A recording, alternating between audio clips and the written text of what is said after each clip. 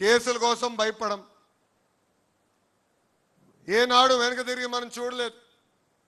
వేదికమైన అనేక నాయకుల్ని అరెస్ట్ చేశారు. మన అచ్చన్న గారు కానివ్వండి, కొల్లు రవి గారు కానివ్వండి, ఇట్లా అనేక మందిని అరెస్ట్ చేసి జైలుకి పంపించిన మనం ఎప్పుడూ వెనక్కి తగ్గలేదు. అందుకే వై నాట్ 175 అంటే చివరికి టీమ్ 11 మిగిలే పరిస్థితి ప్రజలే ఇచ్చారు. 2024 ఎన్నికల్లో అందరం కలిసికట్టుగా రికార్డులు బద్దలు కొట్టాం. భారతదేశ చరిత్రలో ఎప్పుడు జరిగిన విధంగా 94% స్థానాలు మనం కైవసం చేసుకున్నాం. 175 నియోజకవర్గాల్లో 164 స్థానాలు ఎన్డీఏ సొంతం చేసుకుంది.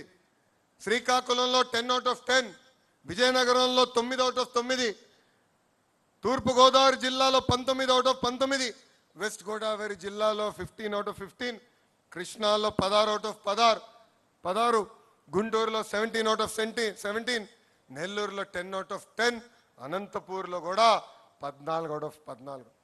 అంటే 8 ఉమ్మడి జిల్లాల్లో క్లీన్ స్వీప్ వచ్చింది. కడప జిల్లాలో కూడా 10 నియోజకవర్గాలకి 7 నియోజకవర్గాలు ఎన్డీఏ కైవసం చేసుకుంది.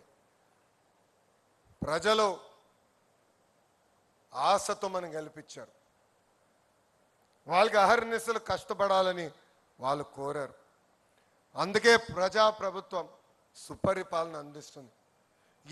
ఎన్ని ఆర్థిక ఇబ్బందులు ఉన్నా ఇచ్చిన హామీలని ఒక పద్ధతి ప్రకారం మనం నిలబెట్టుకుంటాం, ముందరికెళ్తున్నాం. ఒక పెన్షన్ తీసుకోండి, భారతదేశంలోనే ఏ రాష్ట్రం ఇవ్వని విధంగా వృద్ధులకి 4,000 రూపాయల పెన్షన్ మన చంద్రబాబు నాయుడు గారు అందిస్తున్నారు. వికలాంగులకు 6,000, బెడ్కి పరిమితం అవుతే 15,000 రూపాయల పెన్షన్ మనం అందిస్తున్నాం. అన్నా క్యాంటీన్లు తిరిగి ప్రారంభించాం. మెగా డిఏసి ద్వారా 16,000 ఉద్యోగాలు మనం అందించాం. మన హోంమంత్రి గారి నాయకత్వంలో 6,000 కానిస్టేబుల్ పోస్టులు కూడా మనం భర్తీ చేస్తాం జరిగింది.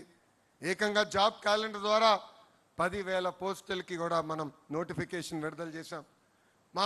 మా చేనేత సోదరులకి అండగా నిలబడడానికి హ్యాండ్లూమ్ ఉంటే 200 యూనిట్లు, ఇంట్లో పవర్ లూమ్ ఉంటే 500 యూనిట్లు ఉచిత కరెంటు కూడా మన ప్రభుత్వం అమలు చేసింది.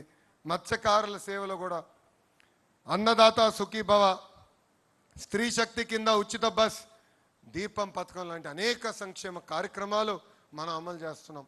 అంతేకాదు ఇంట్లో ఎంతమంది పిల్లలుంటే అంతమంది పిల్లలకి తల్లికి వందనం ఇచ్చిన ఏకైక ప్రభుత్వం మన ఎన్డీఏ ప్రభుత్వం.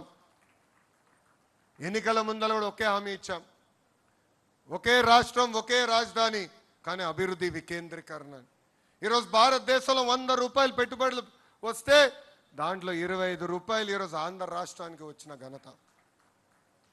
ఒక Google, Arcelor Mittal, royal Enfield, ఏకంగా ఫైటర్ జెట్లు తయారు చేసే పరిశ్రమలు కూడా మన ఆంధ్ర రాష్ట్రానికి తీసుకొచ్చాం. ఈ సభాముఖంగా ఆ టీమ్ 11 క్యాప్టెన్కి నేను ఒక బంపర్ ఆఫర్ ఇస్తున్నా. డేటు టైం మీరు నిర్ణయించండి. సంక్షేమ అభివృద్ధి పైన చర్చించడానికి నేను సిద్ధం, మీరు సిద్ధమా అని అడుగుతున్నా. అభివృద్ధి సంక్షేమం హడావిడిలో పడిపోయి గత పాలకులు చేసిన విషయాలు మనం మర్చిపోతున్నాం. మనందరం చూసాం బలహీన వర్గాలపైన వాళ్ళు ఎట్లా దాడి చేశారు. ఎంతో మంది బీసీ, ఎస్సీ, ఎస్టీ, మైనార్టీ సోదరుల్ని వాళ్ళు చంపేశారు. వాళ్ళ అక్కని వేధించని అడిగినందుకు అమర్నాథ్ గౌడ్ని ఏకంగా కిరోసిన్ పోసి ఆనాడు చంపేశారు. ఇది మనందరం గుర్తుపెట్టుకోవాల్సిన అవసరం ఉంది. ఇంతేకాదు ఒక దళిత డాక్టర్ ఫేస్ మాస్క్ అడిగినందుకు సుధాకర్ గారిని చంపేశాడు. వాళ్ళ పార్టీకి చెందిన ఎమ్మెల్సీ ఏకంగా వాళ్ళ దళిత డ్రైవర్ సుబ్రహ్మణ్యం చంపేసి శవాన్ని కూడా డోర్ డెలివరీ చేశారు. నంద్యాలలో అబ్దుల్ సలాం మొత్తం కుటుంబం కలిసికట్టుగా వైకాపా నాయకులు వేధింపులు మేము భరించలేమని కుటుంబం మొత్తం ఆత్మహత్య చేసుకుంది. వైకాపా నాయకుడు కూతురు కన్నా వాళ్ళ కూతురికి ఎక్కువ మార్కులు వస్తుందని మిస్బా తల్లిదండ్రుల్ని వేధించారు. అది తట్టుకోలేక బుక్లో రాసి మరీ ఆ రోజు ఆత్మహత్య చేసుకుంది మిస్బా. ఇవన్నీ మనం గుర్తుపెట్టుకోవాలి. ప్రజల్లోకి తీసుకెళ్లాల్సిన బాధ్యత నాయకులు కార్యకర్తల పైన ఉంది. ఈ మధ్యన గొడ్డలి పార్టీ అంటే సైకోకి కోపం వచ్చింది. ఆ సైకోకి ఒకటే చెప్తున్నా, మాది గూగుల్, మీది గొడ్డలి, మాది ఫైటర్ జెట్స్, మీది ఫ్యాక్షన్, మాది కియా అవుతే మీది క్యాట్, మీది కిడ్నాప్. బాబు గారు చెప్పినట్లు both are not the same brother. బాబాయిని చంపింది గొడ్డలతోనే కదా సైకో. సొంత తల్లిని చెల్లిని మెడబట్టి బయటికి గెంటేసింది మీరు కాదా? ఇవన్నీ మర్చిపోయారు అనుకుంటున్నారా ప్రజలు? మా నాయకుల్ని మీరు ఎట్లా చంపారో మేము మర్చిపోయామా అనుకుంటున్నారా? అందుకే మీ పార్టీని గొడ్డలి పార్టీ అని ఈరోజు మేము పిలుస్తాం జరిగింది. తెలుగుదేశం పార్టీ సిద్ధాంతాలే మన బలం. తెలుగుదేశం పార్టీ సిద్ధాంతాలే మన ఫౌండేషన్. మారిన కాలానికి సిద్ధాంతాలని కొన్ని సవరణలు చేశాం. మన జరిగిన మహానాడులో 6 శాసనాలు మనం ప్రకటించుకున్నాం. ఎప్పుడు ఏ నిర్ణయం తీసుకున్నా ఒక్కసారి కళ్ళు మూసుకుని 6 శాసనాల గురించి ఆలోచించాలని ఇక్కడున్న నాయకుల్ని, క్లస్టర్స్ ఉన్న కార్యకర్తలకి నేను పిలిపిస్తున్నా. తెలుగు జాతి విశ్వఖ్యాతి, యువగలం, స్త్రీ శక్తి, పేదల సేవల్లో సామాజిక న్యాయం, అన్నదాతకు అండగా కార్యకర్తలే మన అధినేత. ఈ 6 శాసనాలు మనం గుర్తుపెట్టుకోవాలి, రాసుకోవాలి.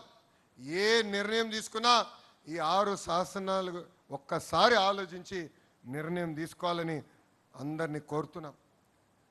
నేను పార్టీలో సంస్కరణలు తీసుకొచ్చేదానికి అహర్నిశలు పోరాడా, ఇప్పుడు కూడా పోరాడుతూనే ఉంటాం. వేదిక మన పాలిట్ బ్యూరో సభ్యులందరూ తెలుసు, ఆనాడు జిల్లా పార్టీ వ్యవస్థ నుంచి పార్లమెంట్ పార్టీ వ్యవస్థ తీసుకొచ్చేదానికి సుమారుగా 2 సంవత్సరాలు నేను పోరాడా. నేను అనుకుంది సాధించలేకపోతే నేను అలిగి ఇంట్లో పడుకోలే. మళ్ళీ తిరిగి పాలిట్ బ్యూరోకి వెళ్ళా, నాయకులతో మాట్లాడా. నమ్మకుంది సాధించుకునే వరకు నేను వదలబెట్టలేదు. అంతేకాదు పాదయాత్రలు నేను నడిచినప్పుడు కార్యకర్తలు అందరూ నన్ను అడిగారు, పనిచేసిన కార్యకర్తలు మీరు గుర్తించాలని. అందుకే టెక్నాలజీతో జోడించి మై టీడీపీ యాప్ తీసుకొస్తే చాలామంది నన్ను అడిగారు, మై టీడీపీ యాప్ అవసరమా అని. కానీ ఈరోజు చూడండి, గ్రామ స్థాయిలో ఏ కార్యక్రమం జరిగినా ఎవరు పనిచేశారో ఎవరు పనిచేయలేకపోయారో పార్టీకి నేరుగా తెలుస్తుంది. ఈరోజు క్లస్టర్లో మనం మహానాడు ఏర్పాటు చేసుకుంటే దానికి ఎవరు వచ్చారు ఎవరు రాలేకపోయారు కూడా నేరుగా పార్టీకి తెలిసే పరిస్థితి.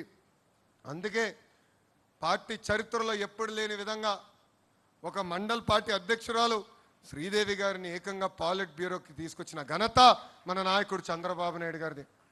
అంతేకాదు పార్టీ ఆవిర్భావం నుంచి ఏకంగా సీటు పొత్తుల్లో పోయినా అండగా నిలబడి ఎక్కడ కార్యకర్తలు చెక్కు చెదరకుండా మా మంగళగిరి నియోజకవర్గంలో క్లస్టర్ ఇన్ఛార్జ్గా పనిచేసిన ధనంజయ్ గారిని కూడా ఏకంగా పాలిట్ బ్యూరోకి తీసుకొచ్చిన ఘనత మన నాయకుడు చంద్రబాబు నాయుడు గారు.